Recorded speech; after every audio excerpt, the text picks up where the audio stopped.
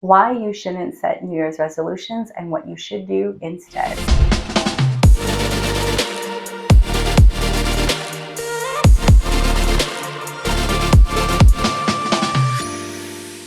Hi, I'm Crystal Gayle, a life strategist, and I'm here to help you take up more space in your life to create a life that you love.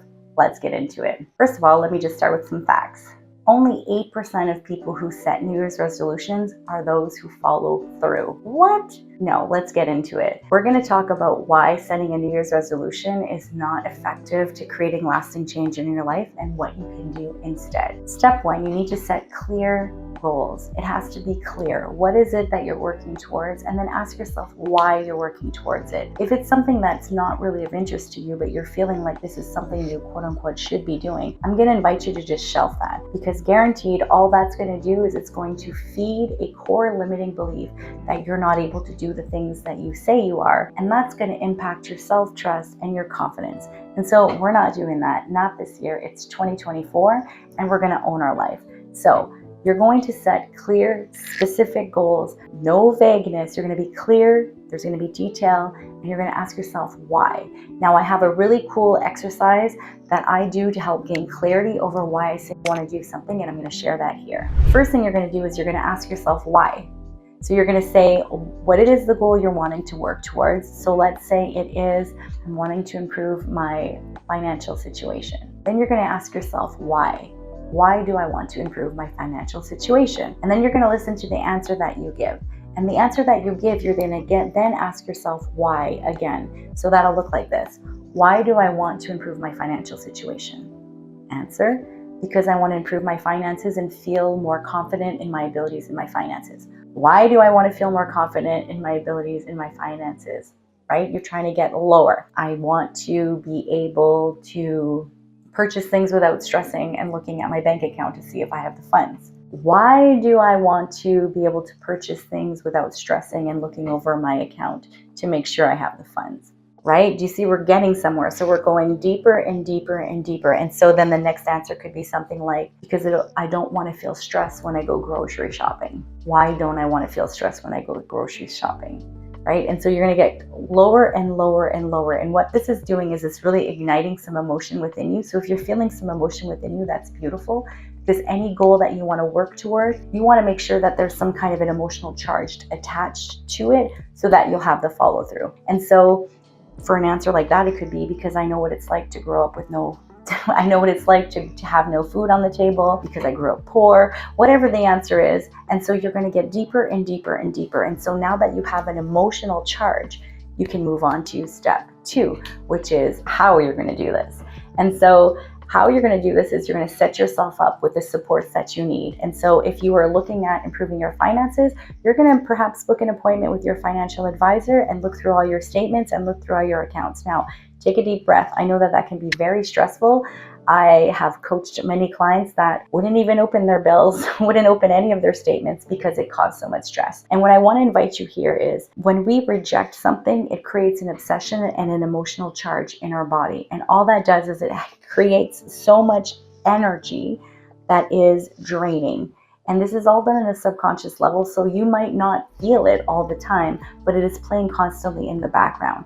Whereas when you face it, you have the energy, and I'm going to really invite you to not make it mean anything about who you be currently in this moment. This is not who you be.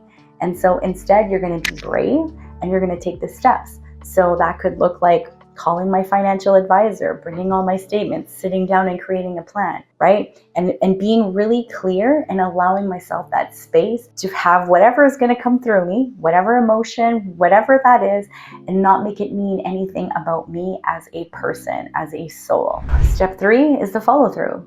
And so now you create yourself a system where you actually attack it, be that daily, be that weekly, where you're actually putting the energy and the focus into what it is you say you are going to do. And so for me, I use a system, my own system that I created to really just help me get clear on what it is I'm doing. And I have daily action steps that I take myself through. And so if it's something, for example, looking at my finances, well, then every day I'm looking at my account to see what's coming in and what's going out. I'm looking at my weekly spread to see what's coming in and what's coming out. I'm making sure that everything is balanced. And so for you, you can do something like this. Create a system for you that works, that helps you stay accountable to what it is you said you were going to do and have that follow through. Now, in your follow through, use your support team.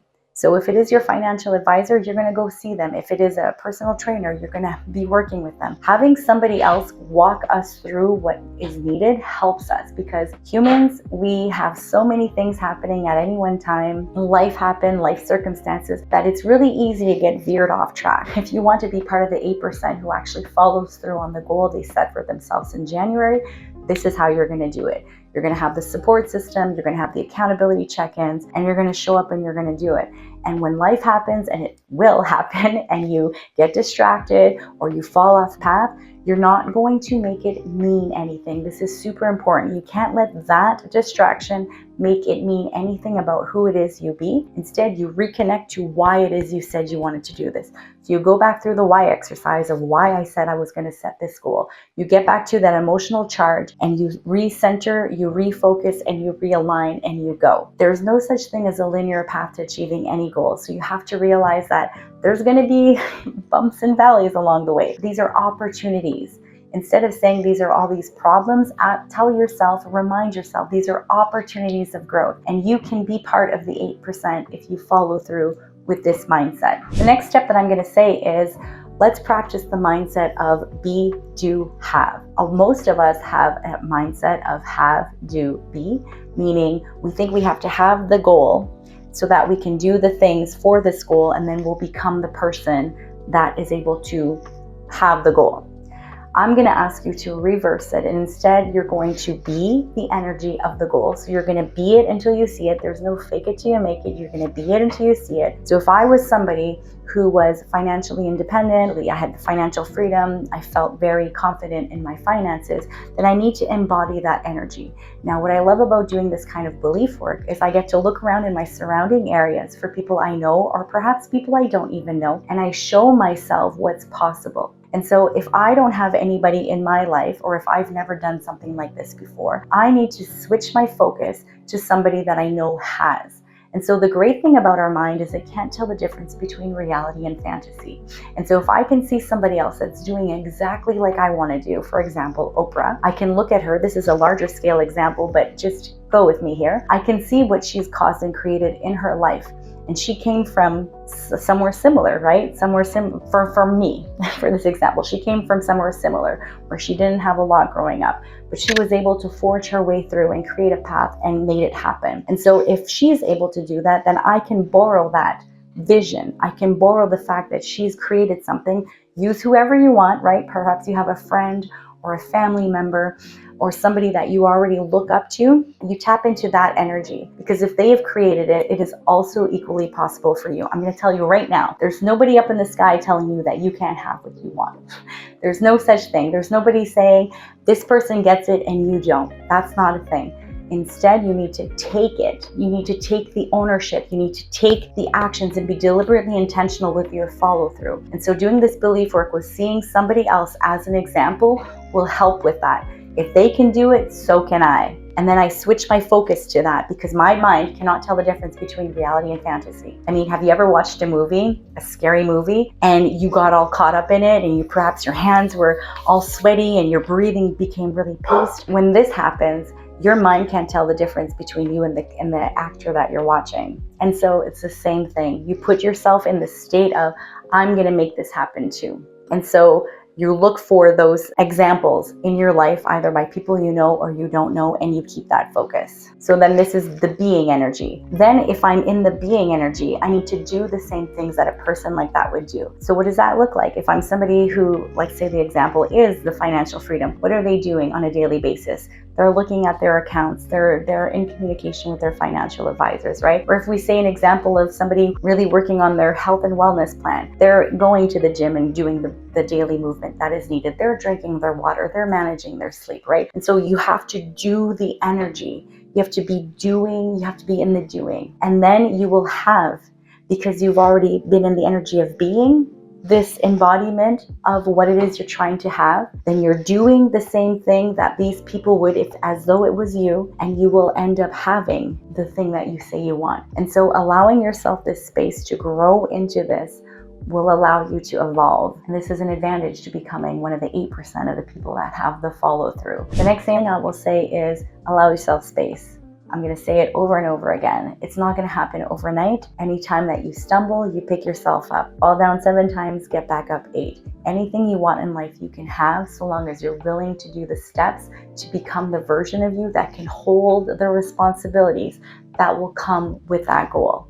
And so we need to grow into that person. We need to become that person, and we need to trust that through this growth, we are being forged in a way that is able to hold all the responsibilities that go with that goal so that we can keep it and we can thrive in it. The last thing I'm going to say is make sure you write all of this down. Write it down. There is so much power in the power of writing everything down that it just does something with your subconscious mind, and that even just the movement of writing, it anchors it into your subconscious mind. It anchors it into the plan of this is what's happening. Studies show that you are 42% more likely to achieve said goal versus people who don't. And so take that opportunity, write it down, put it in a book, have it focus, have your plan there. Take the time daily to look at it. Take the time weekly to look at it. Have the energy and the focus on what it is you want to achieve, and you will have it. When race car drivers are learning to do their maneuvers and they're learning to drive at extremely high speeds, what they're taught to do is to go against what their natural body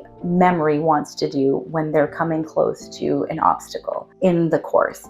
And so they are taught to look the opposite way instead of looking directly at the wall or whatever it is that they might have a higher tendency to crash into. They're taught to turn their head to look towards where they want to go. And so in life, we're going to have lots of different distractions. There's going to be lots of opportunity for life to really just stretch us and grow us. And so it's in those moments that you have to keep the focus forward. So it's just like when you learned how to drive, if you do drive.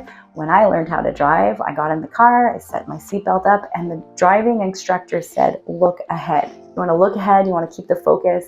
This is what's going to help you show up for your goals with this emotional charge, with the clarity, have the set plan, have the accountability partner, and the follow through, the daily check-ins, weekly check-ins, whatever it is, the follow through.